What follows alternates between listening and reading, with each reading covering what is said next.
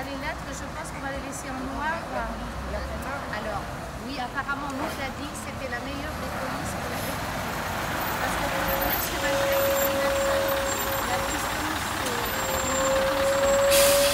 qu'on pense, Maud disait que si c'est gras, ça épaissit au niveau des lectures et ça peut gêner la lecture.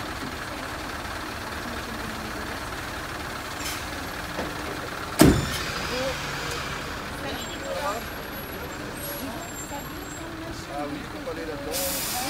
C'est bon. Mais il y a une espèce de vase ou de...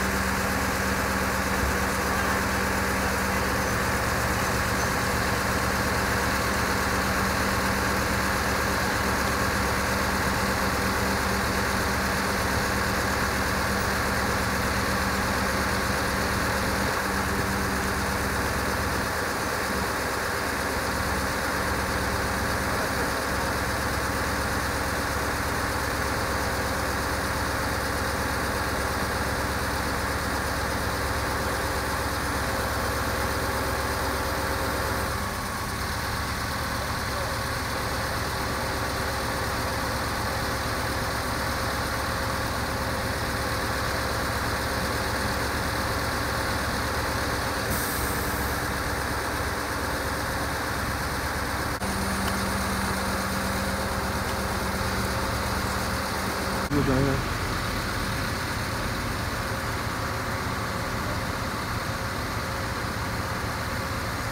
Ça va faire part de la ville alors.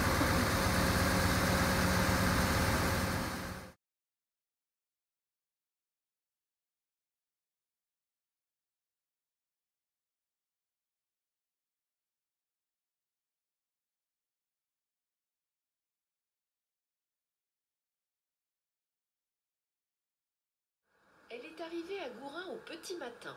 Cette réplique de la Statue de la Liberté de 450 kg, 3 mètres de haut, est 15 fois moins grande que celle de New York. Mais pour Christiane Jamet, c'est un grand jour. Je n'ai pas dormi toute la nuit, sachant qu'elle est arrivée aujourd'hui. C'est une émotion incroyable. J'ai émigré aux États-Unis en 1954 et j'ai été dans la statue. On pouvait monter dans le bras à ce moment-là, mais là on ne peut plus. Elle est grandiose, c'est sûr, mais celle-ci est aussi belle. 100 000 Bretons ont émigré aux États-Unis entre la fin du 19e siècle et les années 70, notamment de cette région des montagnes noires particulièrement pauvre. Le seul moyen de faire face à cette pauvreté, c'était de partir travailler ailleurs. Et il y avait le choix d'aller à Paris, mais Paris était malveillant pour les Bretons, et par contre les États-Unis ou le Canada étaient très recommandés. C'était la première chose que voyaient les immigrants qui arrivaient à New York. Donc c'est vraiment un gros symbole. Tant qu'à faire les choses, on s'est dit qu'il fallait faire à l'identique, d'où le Bartholdi, de trouver le moule. Alors là, ça a été le travail de recherche de l'équipe, et c'est comme ça qu'on a réussi à, en partenariat là avec les musées nationaux, refaire le moule. Et de là, arriver à faire la statue en bronze. C'est vrai qu'elle est bien plus belle que l'ancienne, en résine, qui se dégradait tellement qu'on ne la sortait que l'été.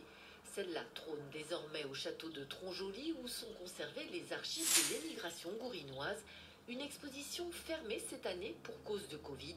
Christiane, guide bénévole de 86 ans, va enfin avoir un été de vacances.